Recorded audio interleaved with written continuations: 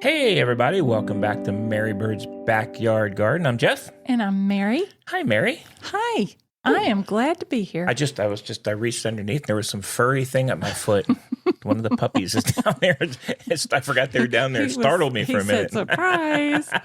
Surprise. Holy smokes. I don't know. They are up there. I think you have the front end. I think I am stuck with the back end. I don't know if I got the front end or not. I got to feel around. We do have our faithful puppies up here with us today as we record this. Yes, we do. 2 reasons. One is we like our faithful puppies, and 2 is they bark a lot when they're downstairs. Literally at everything that walks by the house. Amazing. Amazing. They are pretty amazing, but we love them. I took them for a walk yesterday. I walked these puppies for 3 miles, and it was not flat. Mm-hmm. It had very steep undulations. And I thought they were worn out, but no. No, they were pretty active, actually. They were worn out for like 15 minutes. They came and collapsed. They were flat out for 15 minutes, and then it was look out. Yeah, they were something yesterday. However. It was fun, though. It was fun. Well, we're back, and I wanted to ask you, Mary, what's new in the garden? I love our garden right now. It look good. It's looking good. It is looking so good. I'm very excited about our garden. You and I put full effort into our front little garden bed that we've been talking about how we needed to take everything out of it and redo it. And we used a lovely implement. I don't know if that's going to be in Jeff's corner later. No, we can talk about it. Okay, cool. So Jeff ordered a tiller that is made by Ego, right? Ego. It's an Ego attachment. It is an Ego attachment. And it has very narrow width. So it's only maybe 9.5 inches, I think, or 9.25 inches wide, which is perfect because we're in an urban yard. And it's very easy to manage. It was actually quite heavy. It's not a burden to carry it, but it's well made. We'll say it's well made. It is well made, but it was easy enough for both of us to use. It was, and I think it worked terrific.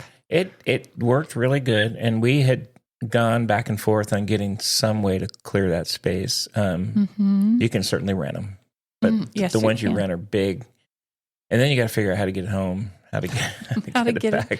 You got to get it off the back of the truck. How to transport it. But they're big. They're too wide for us, for our yard. I mean, if you have a lot of land, it's, they're great. But for us, we don't need anything that is that wide. And we don't need anything that goes that deep into the ground. No, that's true. We do have sprinkler system, and we want to make sure we protect it. So and we wanted something. It was kind of a do we rent or do we buy? But it wasn't that expensive, and it's something we can use in other parts of the garden. Absolutely.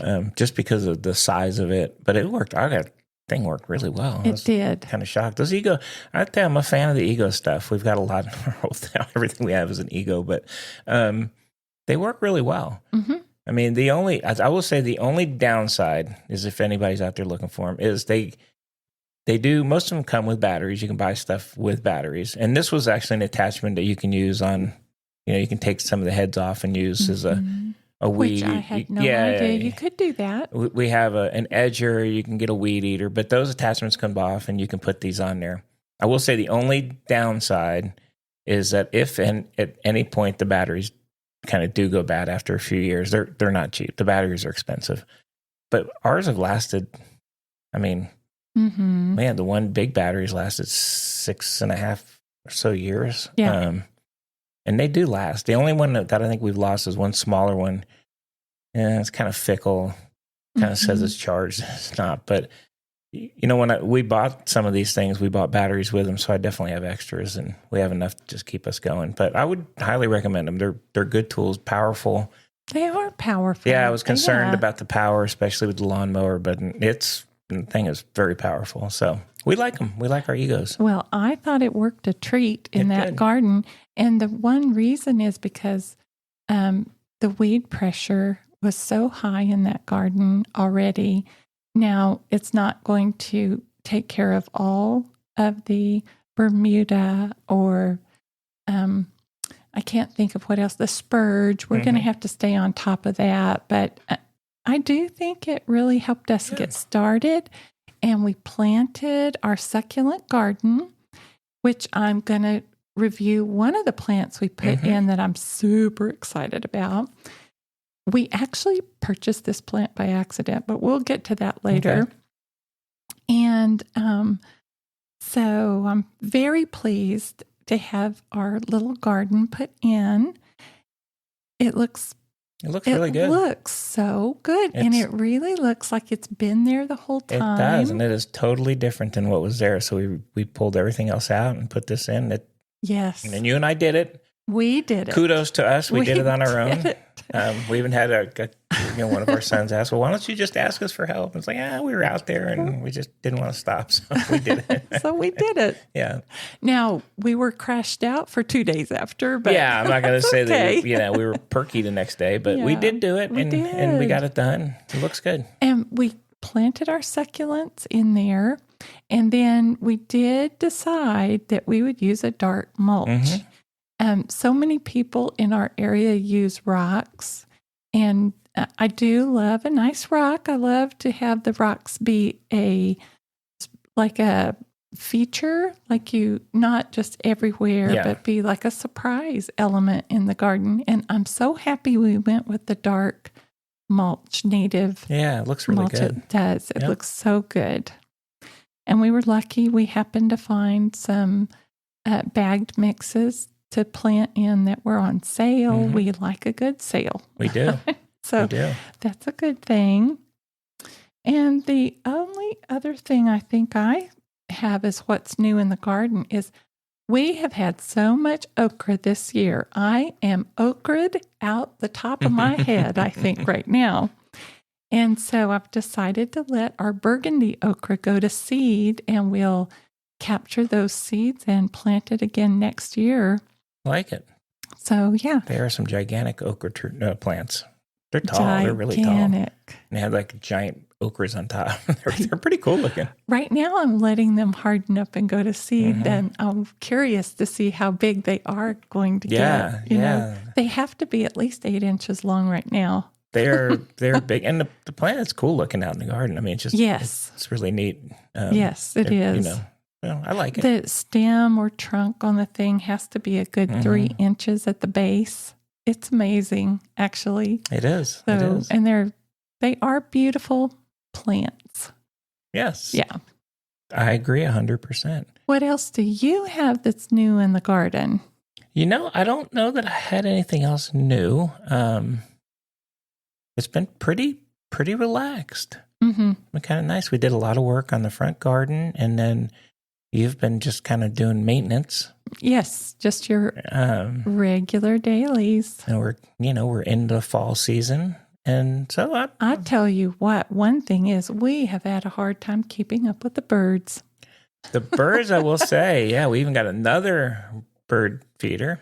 Yes, and we then did. We bought a bunch of bird seed, and they're here. We did get some different bird seed. We did. We got they were shelled. They called no mess bird seed. No mess bird seed. So they've already been shelled. So, we don't want them to have to shell them because they throw the shells all over. Anyway, it doesn't matter. Who cares? But we did see a woodpecker that showed back up. We haven't seen him in about a year.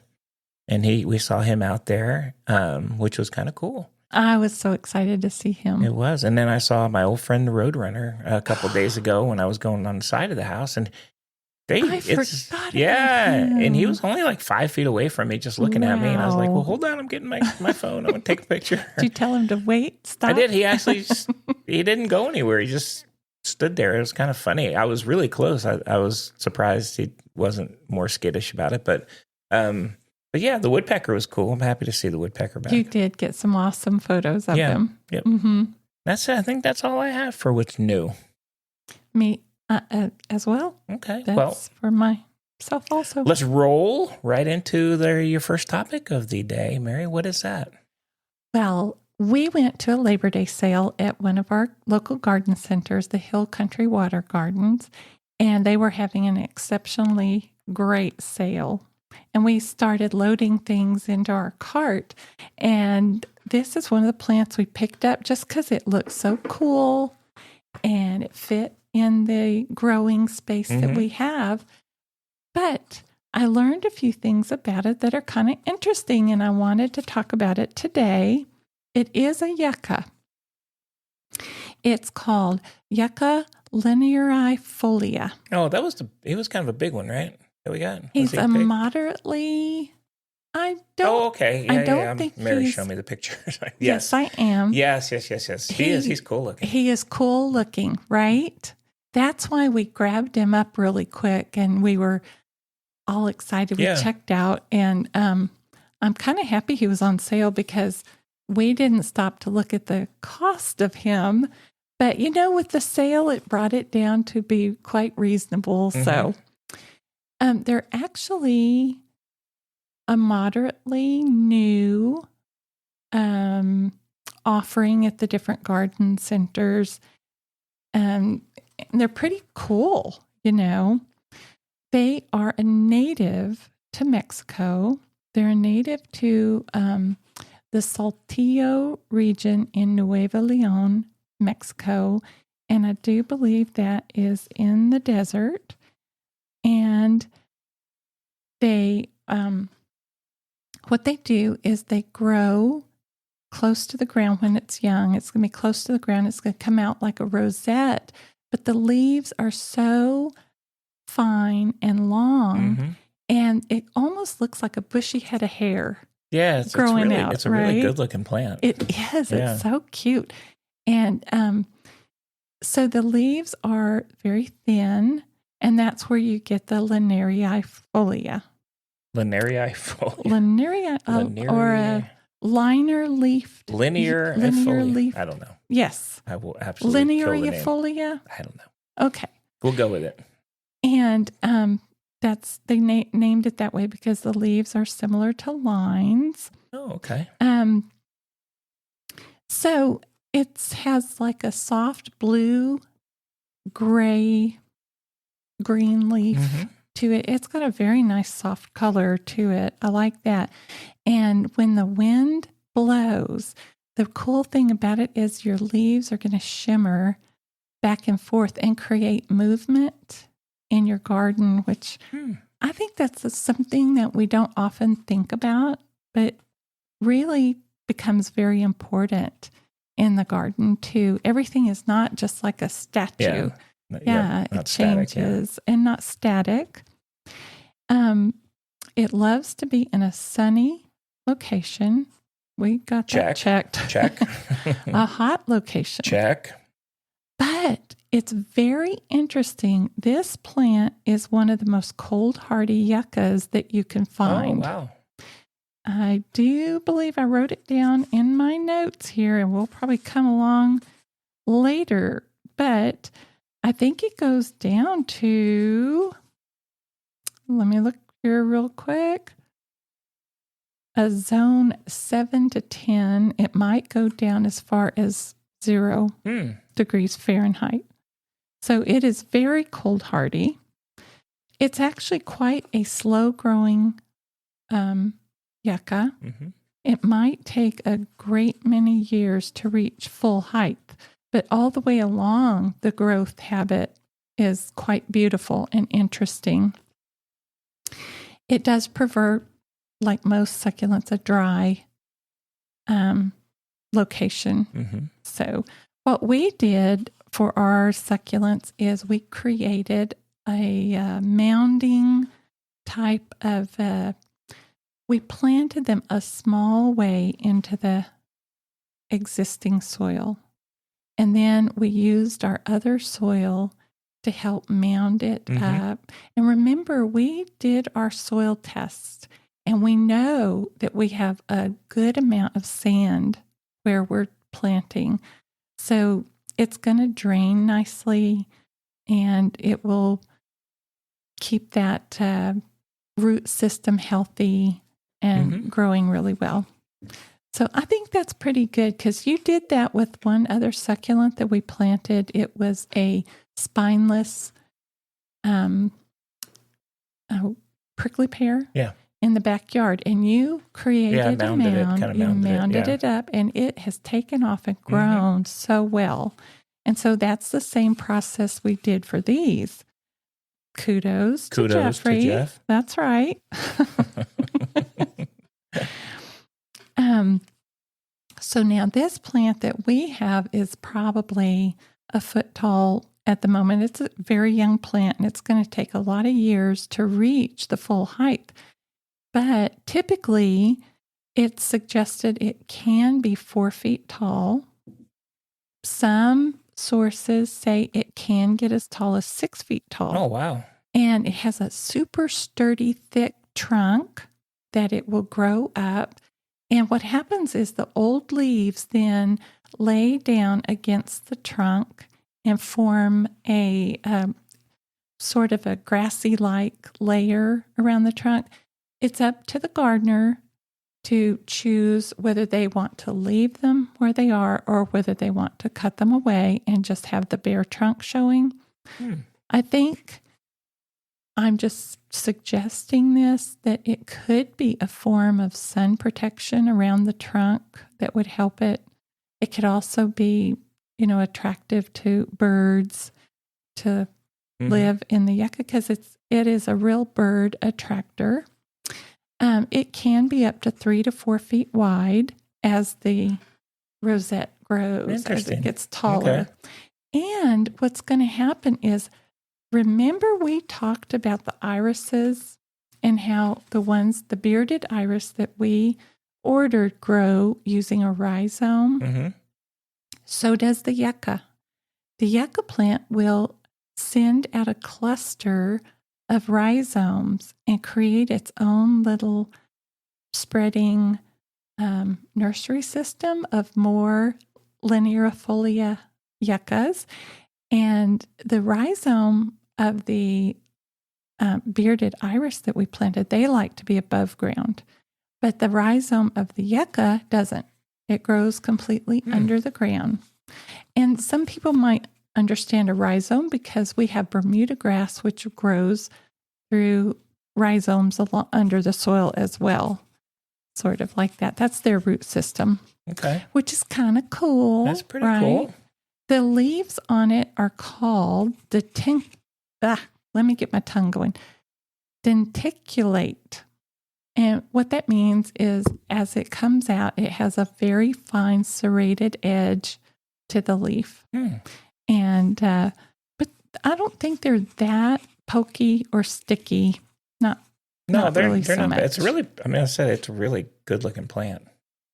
I didn't know it got that tall. That's kind of interesting. It's going to be. Know. I thought it's kind of. I honestly thought it was probably as big as it gets, but that's interesting. No, we got a baby, so that's pretty cool.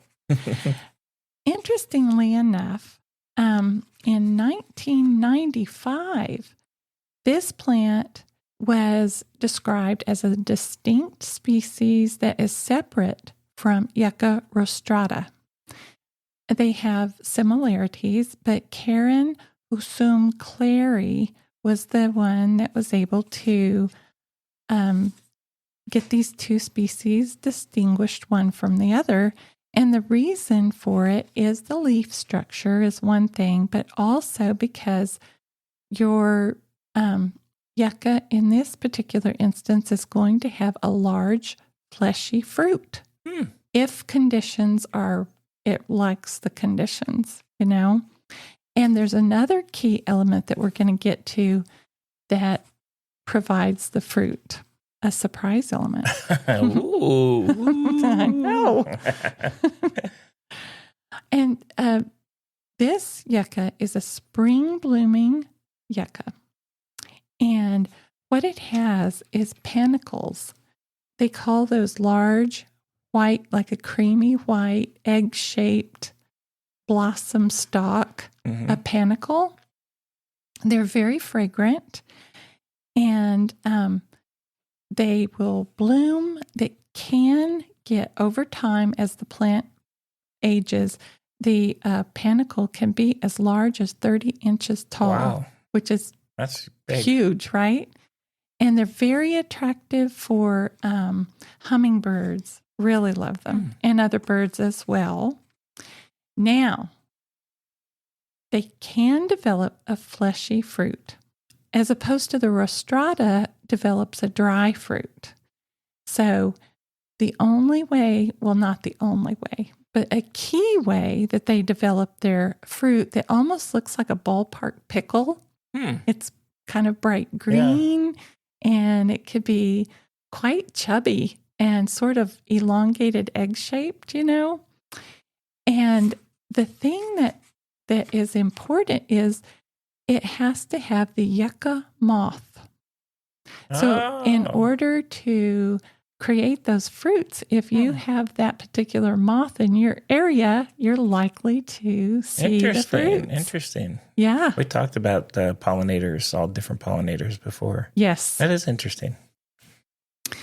This plant is deer resistant, and it's a great hummingbird attractor, like I said, and it's a beautiful addition to your succulent garden. I highly recommend people to do some research on this and see if you can I think it's a very attractive plant. I think that's why we grabbed it. But it caught our eye right away. It's full.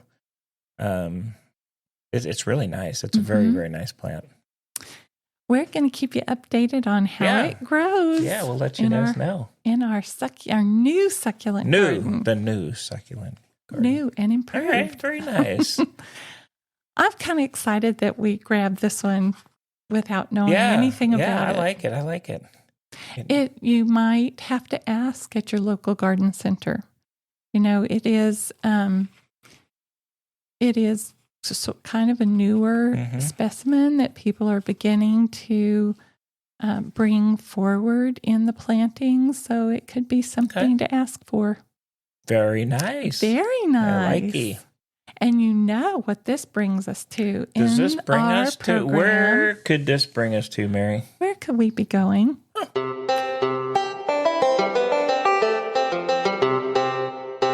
Welcome to Jeff's Corner. Yay! So we've been actually been pretty relaxed lately. It's been kind of nice. We've just been enjoying the garden and the birds.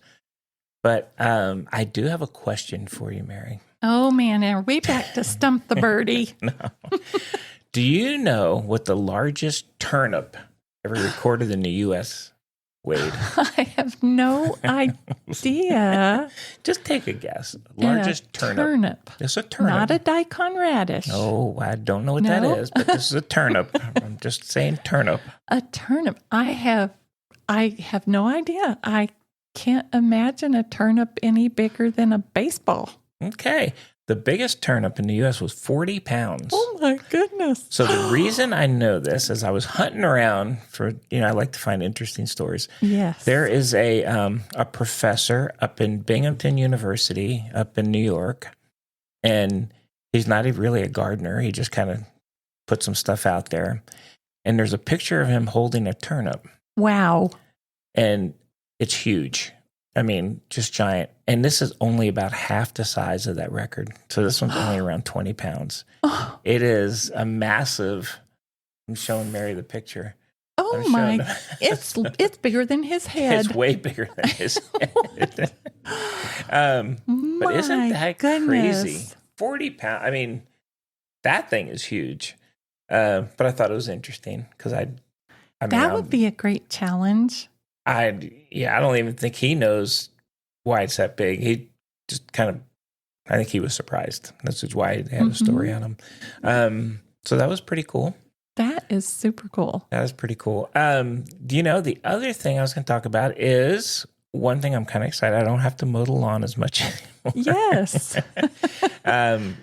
So it's funny here in Texas that, don't get me wrong, it's still hot. I mean, it's still high 80s and 90s, but the plants and the lawn know that it's fall, and it just doesn't grow as fast anymore. So I'm on like a 2-week, kind of pushing it a little bit here in this one, but around every 2 weeks, and which is kind of nice. But the one thing I've noticed is our grass has really stayed really green. It has. And a lot of our neighbors, I always compare it to our neighbors, but for whatever reason, ours is like really nice. It's really green. Mm-hmm. So it's been kind of cool. It has. I think that we've paid more attention this year to some of our practices like watering, Mm-hmm. and we've kind of adjusted our gardening strategies a little bit better this year. We did have them, they showed us the chinch bug problem. Mm-hmm. We did have that treated. We did. But like our lawn began to show signs of recovery pretty fast, even though it was before that treatment. Yeah, it did. But it looks good. So whatever we're doing good. Keep it up. And we did cut back to because there's always a watering restriction here where we live. We did cut it back to the one day. We were just like they asked. We did. But we did for longer periods, and we did deep watering, which was Mary's advice. And I think that actually helped a lot. Is when we water, we do let it water for a while, and everything gets nice and wet, but we're only doing it once a week. Outside of things on our porch, obviously that we we hand water, but for the most part, the garden and the grass gets it one good one a week. So that's worked out really well. It has. Yeah. That brings me my thought to mind that I've heard that advice. I mean, the whole time I've thought about gardening and everything, and it doesn't seem intuitive to do it that way. But our shrubbery, some of our shrubbery, like I'm trying to think of the almond verbena this year, has just flourished using that strategy. I think that the crepe myrtle, especially the diamond crepe myrtle, put on such a glorious show this year using that strategy. And I do think it's been very beneficial for I think it's done well, which you're right. It's not, it's counterintuitive because it's hot and dry. You would think water constantly, but it's worked. Whatever we're doing is working. So kudos to Mary for that. Kudos. I love it. I just set the little timer. You came up with that. So other than that, I'm just following the advice of I know. More all your research. You're the gardeners. researcher. I think other than that, I didn't really have much. It's been kind of like we've been just doing a lot of enjoying of it. Well, I have a little tidbit to follow up on your turnip. So there is a Halloween area celebration that they do in England and Ireland. I think it's called Samhain. Okay. At any rate, it does fall around the harvest time of the year, and how we take pumpkins and we carve them, and they take turnips and carve little faces and That's put out. That turnip would be perfect. Ooh, yeah, this guy would be big. That would be huge. Holy smokes. That would be cool. I have to check that out. Oh, I did have one more thing. Yes. So our front door camera caught something the other day. I don't know, it was like, I think when I woke up, it had an alert from like 3 a.m. or something. And it said person. So I was like, oh, heck, hope nobody's coming to our door at 3 a.m. But it wasn't a person. It was an animal. And we don't know what it was. We have not identified it. It looked like it was not a cat. Let's just say that up front. It was not a cat. It looked like a cat, had a really, really long tail. Yes. And it had like pointy ears. Now, Mary thinks it might be a animal called a jaguarundi. Jaguarundi, I think it is. Is that how you say it? I don't know. Jaguarundi? Yeah. The only difference that I don't know if the face shape is exactly right. The body shape. They look like cats. Right. The face looks like a cat. And the tail is big. Long tail. So we of course, you're getting grainy pictures because it was on the ground, but I don't know what that was. I don't know what it was. It was not, I'm going to tell you right now. Interesting. Absolutely was not a cat. No. So nobody would ever convince me it was a cat. It doesn't have that that face shape or movement didn't move correctly. And I don't think it was a fox sort of animal because the tail isn't right. I don't think so. And the body structure. Now I have to go back and look at it again. I could be, it could be different in my memory, but the body structure didn't look right. Yeah, it didn't. And a jaguarundi it's a wild cat native to the Americas. It's definitely could come up this way. It's a medium-sized cat of slender build. So I don't know. I don't know if that was that, but it certainly could have been. We're going to have to put some research effort into this one. I know. It might be time.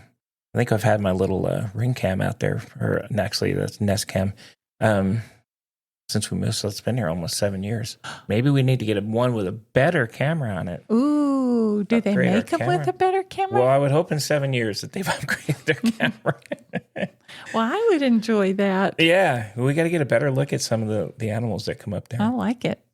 But that was it. We'll do some more G2 on that and see if we can figure out what it was. But I don't know. If he was hunting up around our front garden area, I don't know what he might have been hunting for, unless it could be like a lizard or a frog that has laid eggs or something in there. Don't know.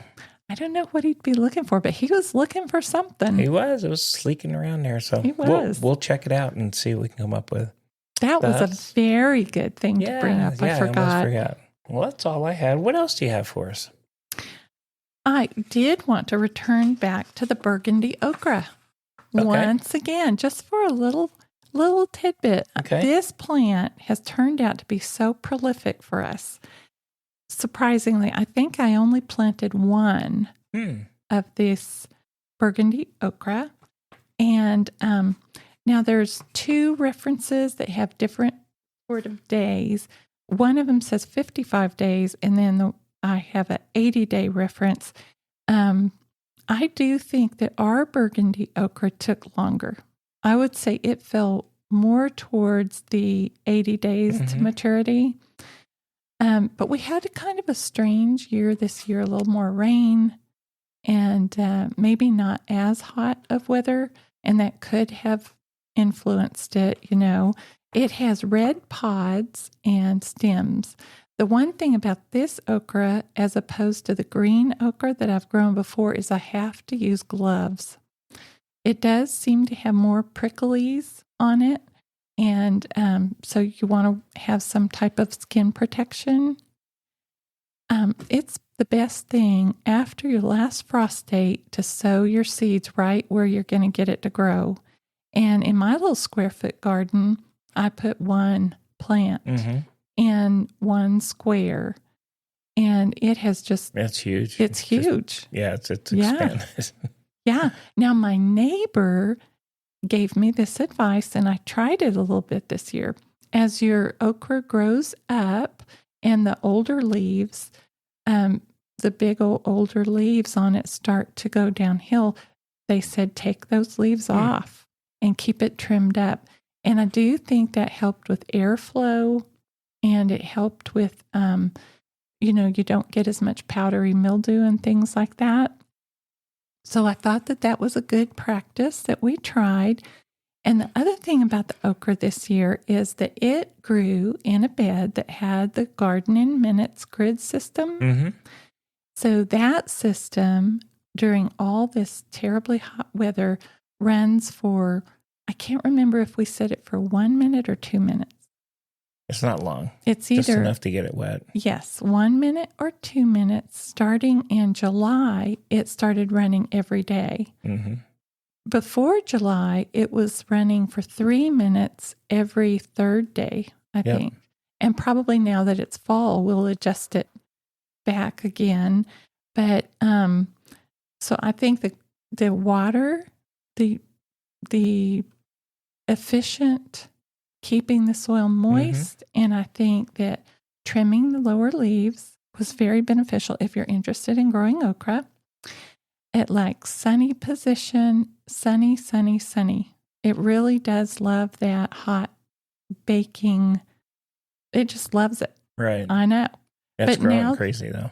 And the flowers are gorgeous. Mm-hmm. It's a pretty plant. Yeah. Outside of, outside of the okra is cool when it gets really big, too. The okra is super cool. Yeah. I love it. I'll put one okra pod in my smoothies. And I like to just saute the okra with some salsa. Mm-hmm. And I think it tastes great that way. Jeff is not probably an okra eater. You like fried okra. Being here in Texas, I like my fried okra you like from the barbecue place. I know. Bush's chicken. You want to keep the pods picked off, every day if you can. And again, my neighbor gave me a little tip for okra. So if you're going to pick your okra, you want the tip of the pod to be just a little bit flexible. If the okra's tiny and the tip's not flexible, it's not ready to pick. Yeah. And if the okra gets too big and the tip's not flexible, it's really past its prime.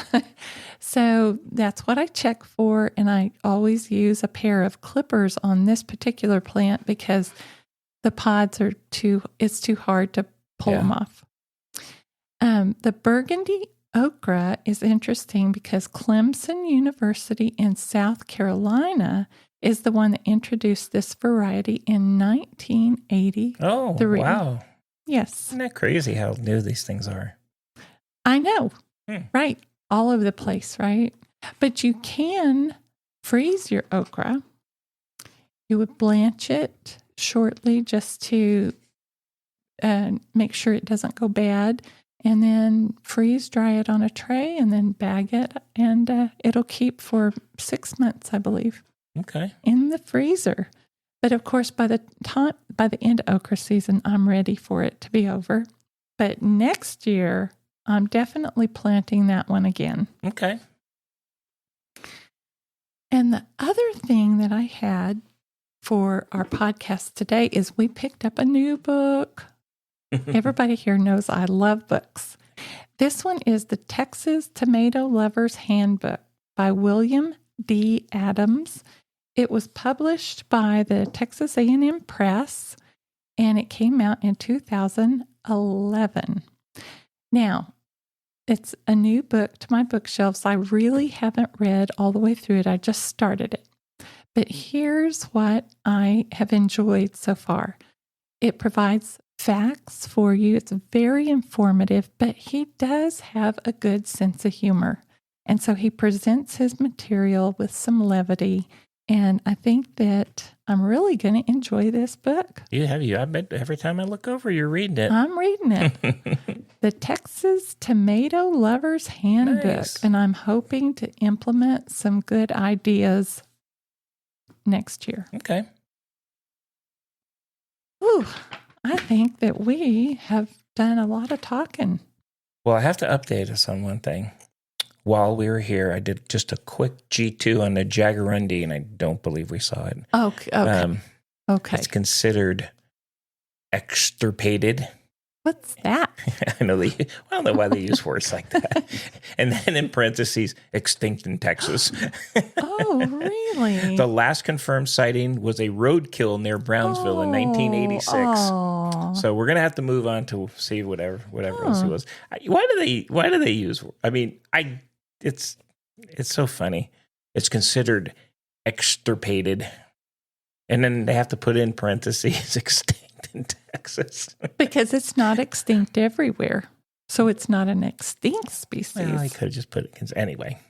I don't think we saw a Jaguarundi. Okay. So I know you were hoping, but we're gonna do some studying and we're gonna get some analysis done on that video. I know. We might have to show it to somebody at a garden center or something like that. I don't know. We'll maybe figure it out. Maybe at our local feed supply store. They might know. Okay. Anyway, I just want to do a quick update on that one. What else you got? It is October. Mm-hmm. I'm so excited that it is October. We're really getting close to having fresh, cool weather. We hope. Maybe at the end of October. We hope. But listen, this month is great for planting shrubs and trees. If you have anything that you want to put into your garden, this is a fabulous time to do that. So interesting that Jeff was talking about the watering earlier. Right now, we're having cooler nighttime weather. So actually, what you want to do is reduce your watering by 1/3 of the amount. And try to water during the daylight hours, like early, like morning, so the leaves can dry off. In your grass, what you're really trying to prevent is brown patch, which is a fungus, growth. And you're trying not to have that. Your cool season veg. This month is fabulous time to put in your broccolis, kale, I'm trying to think cabbages and all of your cool season veg. This month is great for garlic. And strawberries are coming out in the garden centers. So you want to plant your strawberries. Sometimes I've heard strawberries referred to as an annual in our area. So I'm not sure that's exactly true, but I love to grow strawberries, but I've never been like your most successful grower. So I still have some research to do in that area. G2. You know what you need to start doing right now, early this month, is start thinking about cold weather protection. So think about if you want to use row covers, if you want to use your frost cloth, and start picking those up or gathering them, because if there's going to be a cold snap, supplies around you may be bought up before you can get to them. That's actually a good, because as we all know, as soon as they say it's going to be 30, forget it. You're too late. Especially, here in Texas, you're done. I know. Good idea. Right. That's a good tip. Yep. So begin to think about how you might like to protect some of your plants. Now, this year we have 2 Meyer lemons that I have to think about protecting. I want to protect my chiltepin that has been so beautiful this year. And we have our Mangavi and we have 2 bougainvilleas. So those are definitely on my list to think about how am I going to protect them. Okay. For this coming winter. Then we need to take our own advice and make sure we're out there getting that stuff. We do. We need to report back to our listeners. There you go. And I wanted to tell everybody, we've really been trying to encourage ourselves to post on Instagram. And if you want to, you could see a picture of our fur baby Cookie sitting under the bamboo muley in our backyard that we posted yesterday. So Mary Bird's Backyard Garden on Instagram. Yeah, and I'll have that in the show notes as well. Cool. Well, Jeff, I love Jeff's Corner today. Hey, did you like that one? That was good. That was fun. I loved it. All right. Anything else? Nope, I talked my head off. No, that was good. Good stuff. Darn, no jaguarundi. I don't even know how to say it, but we'll find it. We'll figure it out. We have to figure out what that is. I know. Well, anyway, we appreciate you guys, as always, joining us here at Mary Bird's Backyard Garden. And if you like what you're hearing, give us a like on your listening platform. And you, as Mary said, we're going to start putting stuff out on Instagram as well. So check that out, and I'll put that in the show notes. But other than that, we appreciate you guys being here with us, and we'll be here next week. Same Mary Bird time, same Mary Bird channel. Happy gardening, Happy everyone. gardening. Till next time.